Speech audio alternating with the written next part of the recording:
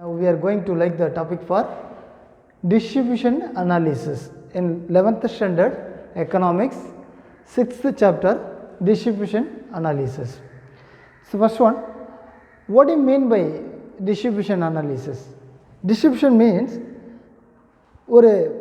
ஏதாவது ஒரு தனி நபர் பல்வேறு இடையே பகிர்ந்து கொடுப்பது.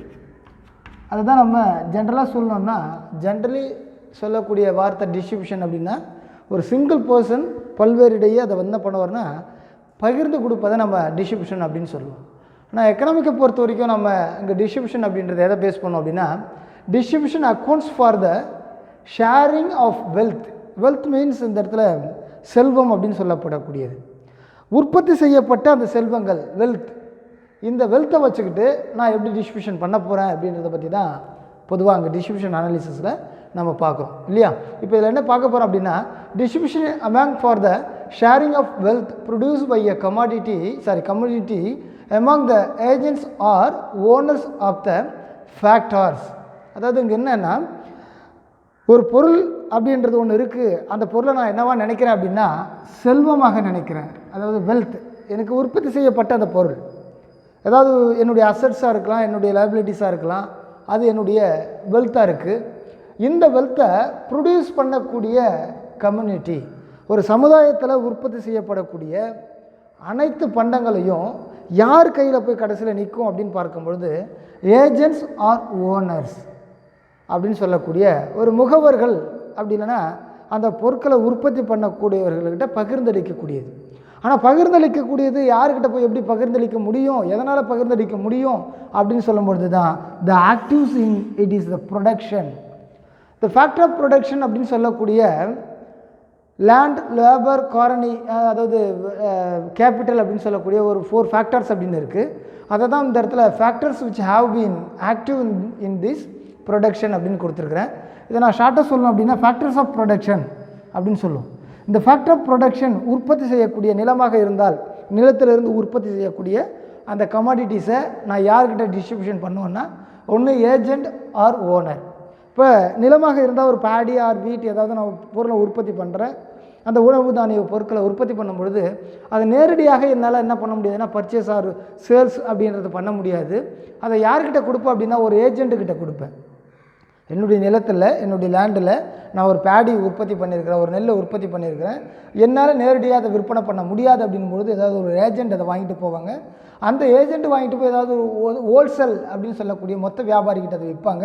அந்த மொத்த வியாபாரி தான் அந்த இடத்துல ஓனர் அப்படின்றத கருதப்படுவார். அந்த ஓனர் என்ன பண்ணுவார்னா உற்பத்தி செய்யப்பட்ட அந்த பண்டங்களை பல்வேறு இடையே பகிர்ந்து கொடுப்பார்.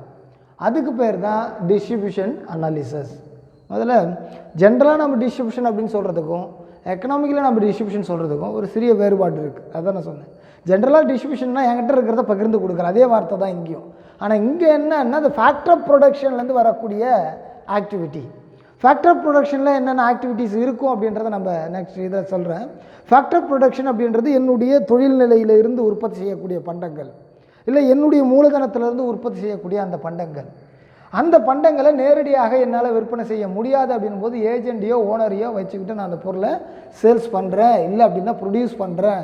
அதுக்கு பேர் தான் இந்த இடத்துல டிஸ்ட்ரிபியூஷன் அனாலிசிஸ் அப்படின்றத ஒரு எக்கனாமிக் தாட்டாக இருக்கக்கூடிய சேப்மன் அப்படின்ற ஒரு அறிஞர் சொல்கிறார், பொருளாதார அறிஞர் அப்படின்ற ஒரு சேப்மன்ன்றதை இது இன்ட்ரடக்ஷன் கொடுத்துருக்கிறாரு. ஆனால் இங்கே நடக்கக்கூடிய நிகழ்வு என்ன அப்படின்னு பார்த்தீங்கன்னா இதனுடைய நான் பொருளை உற்பத்தி பண்ணிவிட்டா அது ஒரு ஓனர்கிட்ட போயிடுச்சு, இல்லை ஒரு ஏஜென்ட்கிட்ட போயிடுச்சு. அவர் எப்படி டிட்டர்மின் பண்ணுறாரு இந்த ஃபேக்டர் ஆஃப் ப்ரொடக்ஷனை வச்சுக்கிட்டு நான் உற்பத்தி பண்ண பொருட்களை எப்படி அவர் டிட்டர்மின் பண்ணுவார் அப்படின்னா ரிலேட்டிவ் டு ப்ரைஸஸ் அப்படின்னு சொல்லக்கூடிய ரிலேட்டிவ் டு ப்ரைஸஸ், அந்த விலையை அடிப்படையாக வச்சு தான் இந்த சமுதாயத்தில் அந்த கம்யூனிட்டியில் அவர் என்ன பண்ணுறாருன்னா இந்த பொருளை எந்த அளவுக்கு பிரித்து கொடுக்கலாம் அப்படின்றார்.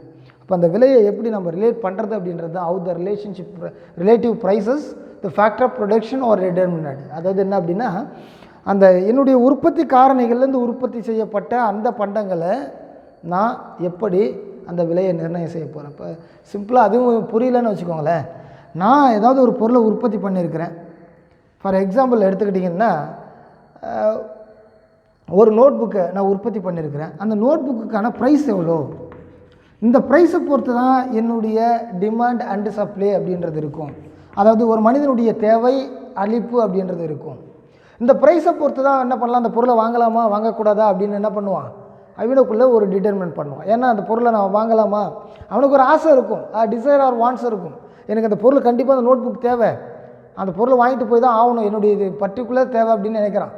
ஆனால் அப்படி நினைக்கும் பொழுது அந்த ப்ரைஸ் தான் அந்த இடத்துல அவனை வாங்கலாமா வாங்கக்கூடாதான்னு டிட்டர்மின் பண்ணக்கூடியது. அந்த விலையை பார்ப்பான், அந்த விலையை கொடுத்து வாங்கக்கூடிய கேப்பபிலிட்டி என்கிட்ட இருக்கா, இந்த பர்ச்சேசிங் பவர் ஆஃப் என்கிட்ட இருக்கா, இந்த வில்லிங்னஸ் இருக்கா அப்படின்னு பார்ப்பான்.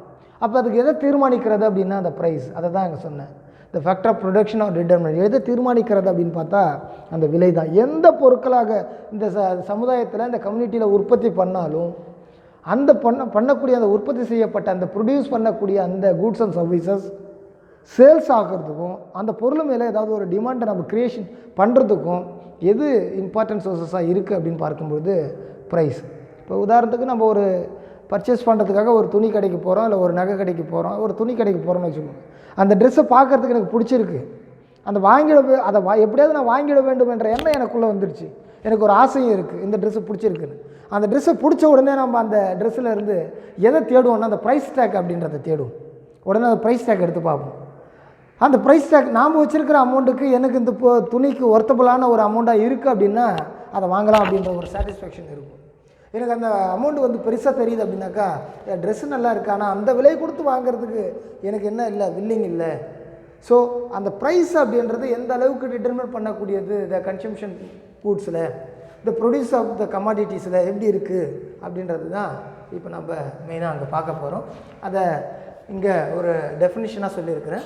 மீனிங் ஆஃப் டெஃபினிஷனில் எப்படி வந்து அந்த விலை, அந்த ப்ரைஸ் அப்படின்றது எப்படி தீர்மானிக்கிறது, அந்த கடைக்கு போகிற ஒருத்தர் அந்த பொருளை வாங்கலாமா வாங்கக்கூடாதா, அதை வாங்குகிற அளவுக்கு எனக்கு வில்லிங்னஸ் இருக்கா இல்லையா அப்படின்றத தீர்மானிக்கக்கூடியது அந்த விலை. அவருக்கு அந்த பொருளை விருப்பப்பட்டாலும் அந்த பொருள் மீது ஆசைப்பட்டாலும் டிசைர் ஆஃப் வாண்ட்ஸ் அப்படின்னு அவர் மனதுக்குள்ளே இருந்தாலும் அந்த பர்ச்சேசிங் பவர் அப்படின்றது தான் அவருக்கு நிர்ணயம் செய்யக்கூடியது இல்லையா. அப்போ அதை வச்சு தான் இப்போ நாங்கள் பார்க்க போகிறோம்.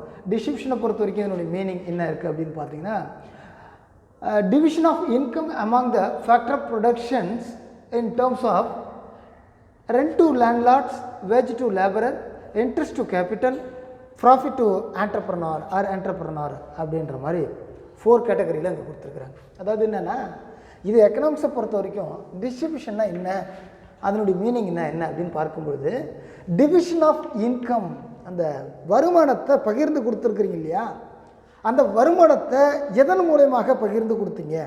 ஒன்று, எதன் மூலயமாக பகிர்ந்து கொடுத்தீங்க அப்படின்னா அந்த factor of production. Factor of production அப்படின்னு சொன்னாக்கா உற்பத்தி காரணிகள் அப்படின்னு சொல்லுவோம். இந்த உற்பத்தி காரணிகள் என்னென்ன இருக்குது, there are 4 categories the factor of production. The first, rent to landlords. இந்த இடத்துல லேண்ட் அப்படின்ற வார்த்தை எடுத்துக்கோங்க. எல்லாத்துக்கும் ஒரு ப்ரைஸ் இருக்குது அப்படின்றத நான் அந்த இடத்துல சொன்னேன் இல்லையா. How to the relative the price, எனக்கு கொடுக்கக்கூடிய ப்ரைஸ் ஆர் இந்த இடத்துல ரிவார்டு அப்படின்னு எடுத்துக்கிறேன். ரிவார்டு மீன்ஸ் எனக்கு என்னென்னா வெகுமதி. நான் உற்பத்தி செய்யப்படக்கூடிய இந்த ஃபேக்டர் ஆஃப் ப்ரொடக்ஷன், உற்பத்தி காரணிகளாக இருக்கக்கூடிய இந்த ஃபேக்டர் ஆஃப் ப்ரொடக்ஷன், என்னுடைய உடல் வருத்தியோ என்னுடைய அறிவியை பயன்படுத்தியோ நான் ஒரு பொருளை உற்பத்தி பண்ணுறேன்.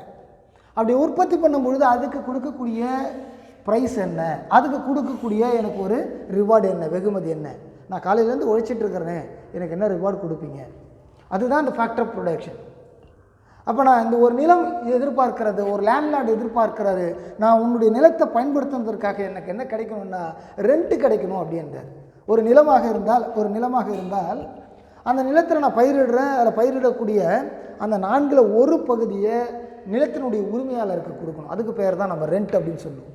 ஃபார் எக்ஸாம்பிள், இது புரியலன்னா இன்றைய காலகட்டங்களில் நிலம் இது ஒரு கட்டிடங்களாக இருக்கும், நிலம் இது கட்டிடங்களாக இருக்கும், அது வீடாக இருக்கும். சில பேர் ஹவுஸ் ஓனர் என்ன பண்ணியிருப்பாங்கன்னா ஒரு 2 வீடு 3 வீடு கட்டி வச்சுருப்பாங்க, அதில் ஒரு வீடு ரெண்ட்டுக்கு கொடுத்துருப்பாங்க. அப்போ அந்த நிலத்தை பயன்படுத்தியதற்காக, அந்த வீட்டை பயன்படுத்தியதற்காக மாதம் அவருக்கு கொடுக்கக்கூடிய ஒரு ரிவார்டுக்கு பேர் தான் ரெண்ட் அப்படின்னு சொல்லுவோம். அப்போ அந்த நிலத்தை பயன்படுத்தியதற்காக இல்லை அந்த வீட்டை பயன்படுத்தியதற்காக எனக்கு என்ன ரிவார்டு கொடுக்க போகிற அந்த வெகுமதி, அந்த வெகுமதிக்கு பெயர் தான் இந்த இடத்துல என்ன சொல்லியிருக்கிறாருன்னா ரெண்ட் அப்படின்னு சொல்லியிருக்கிறார். அது நிலமாக இருந்தால் ரெண்ட் அப்படின்னு சொல்லுவோம், நிலத்தின் மீது கட்டிடங்களாக இருந்தாலும் ரெண்ட் அப்படின்னு தான் சொல்லுவோம். ஆனால் தமிழில் பார்த்திங்கன்னா நிலமாக இருந்தால் வாரம் அப்படின்னு சொல்லுவோம், ஒரு பகுதியை வாரமாக கொடுக்கணும். அது கட்டிடமாக இருந்தால் வாடகை அப்படின்ற பேரில் வரும். அதை நம்ம இங்கிலீஷில் சொல்லும்போது ரெண்ட் அப்படின்னு சொல்லுவோம். செகண்டு பார்த்திங்கன்னா வேஜ் டு லேபரர். ஒரு உழைப்பாளர் என்ன எதிர்பார்ப்பார்? நான் காலையிலேருந்து ஈவினிங் வரைக்கும் ஒர்க் பண்ணியிருக்கிறேன், இல்லை ஒரு வாரம் ஃபுல்லாக உங்கள்கிட்ட என்னுடைய உழைப்பை ஈடுபடுத்தியிருக்கிறேன், அப்படி என்னுடைய உழைப்பை ஈடுபடுத்தும் பொழுது எனக்கு என்ன நீங்கள் கொடுக்கணும் அப்படின்னு எதிர்பார்ப்பா அப்படின்னா வேஜஸ், கூலி.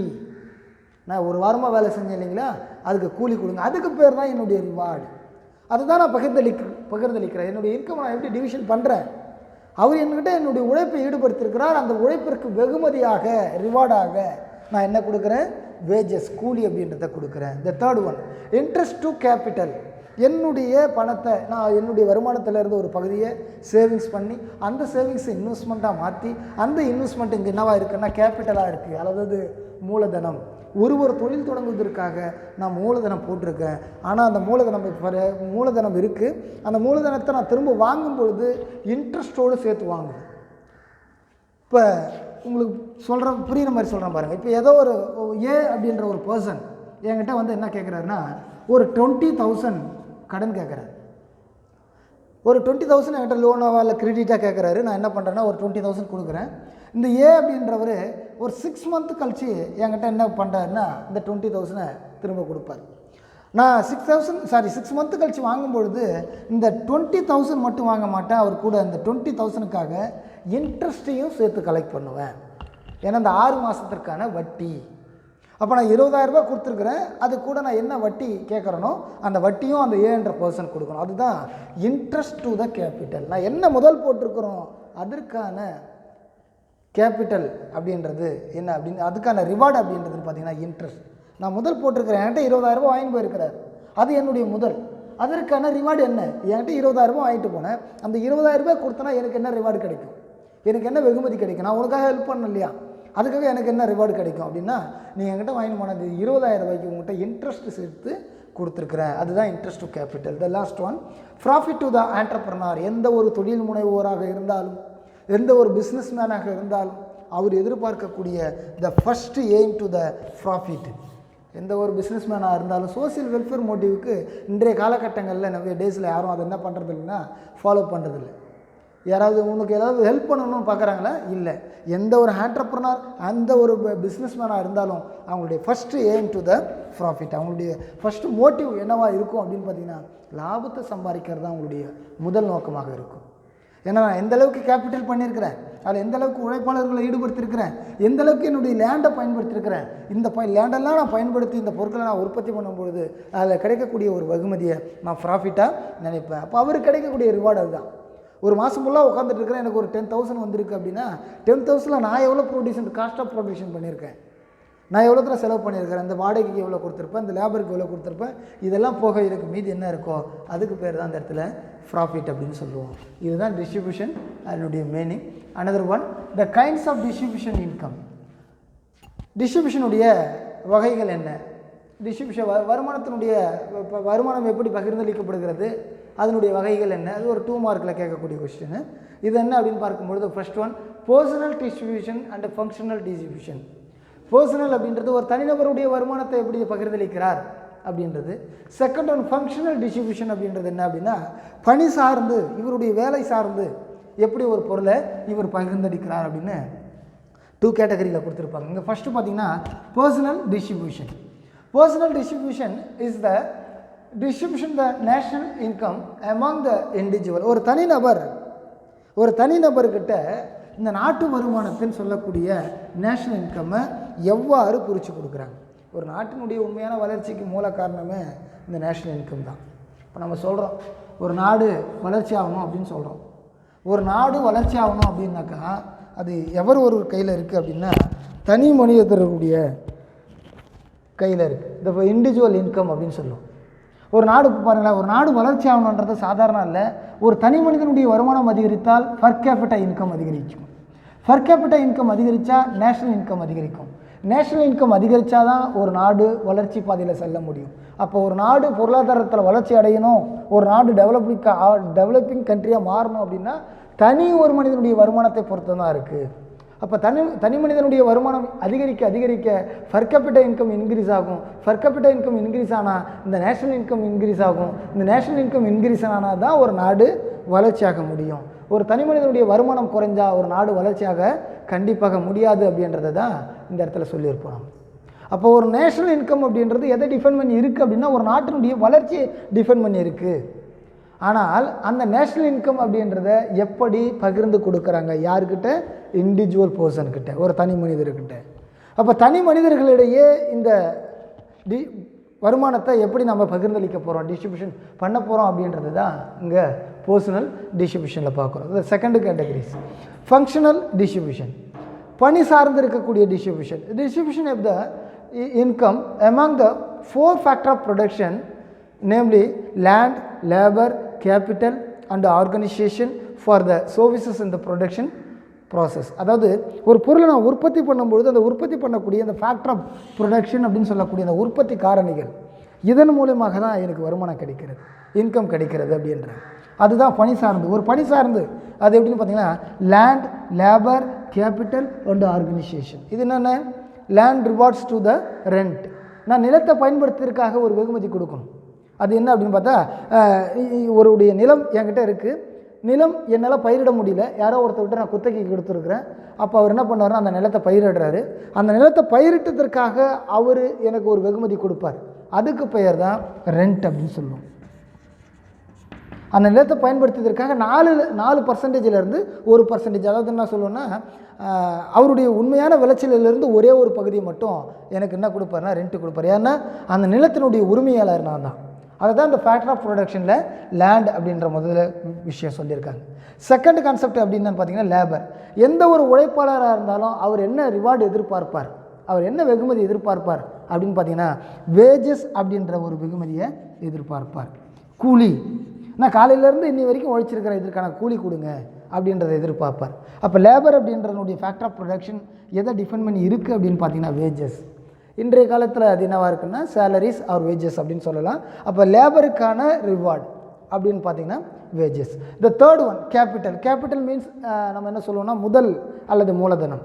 நான் முதல் போட்டிருக்கேன், என்னுடைய இன்வெஸ்ட்மெண்ட்டை நான் அதிகமாக இன்க்ரீஸ் பண்ணியிருக்கிறேன். இப்போ இந்த கேபிட்டலுக்கான ரிவார்டு என்ன அப்படின்னு பார்த்தீங்கன்னாக்கா நம்ம என்ன சொல்லுவோம் அப்படின்னு பார்த்தீங்கன்னாக்கா இன்ட்ரெஸ்ட் அப்படின்னு சொல்லுவோம். ஏன்னா நான் ஒரு அமௌண்ட்டை நான் கொடுக்குறேன் அப்படின்னாக்கா நான் ஒரு கேபிட்டல், நான் ஒருத்தருக்கு உன்னுடைய தொழில் தொடங்க, ஒரு ஆண்டர்ப்ரனர், ஒரு பிஸ்னஸ்மேன்கிட்ட நீ தொழில் தொடங்க ஒரு 20,000 30,000 நான் அவர்கிட்ட கொடுக்குறேன்னா அவர் அந்த 30,000 என்கிட்ட திரும்ப கொடுக்கும்போது இன்ட்ரெஸ்ட்டோடு சேர்த்து கொடுக்கணும் அப்படின்றத இங்கே கேபிட்டல் நான் சொல்கிறேன். இந்த லாஸ்ட் ஒன் என்னென்னு பார்க்கும்போது ஆர்கனைசேஷன். ஆர்கனைசேஷன் மீன்ஸ் என்ன அப்படின்னா ஒரு தொழிலை திறம்பட செயல்படுத்தக்கூடிய ஒரு ஆண்டர்ப்ரனர், ஒரு தொழில் முனைவோர் ஆர் பிஸ்னஸ்மேன், இவங்களுக்கான ரிவார்டு என்ன அப்படின்னு பார்க்கும்போது ப்ராஃபிட் அப்படின்றத இங்கே நம்ம 4 கேட்டகரிஸில் சொல்கிறோம்.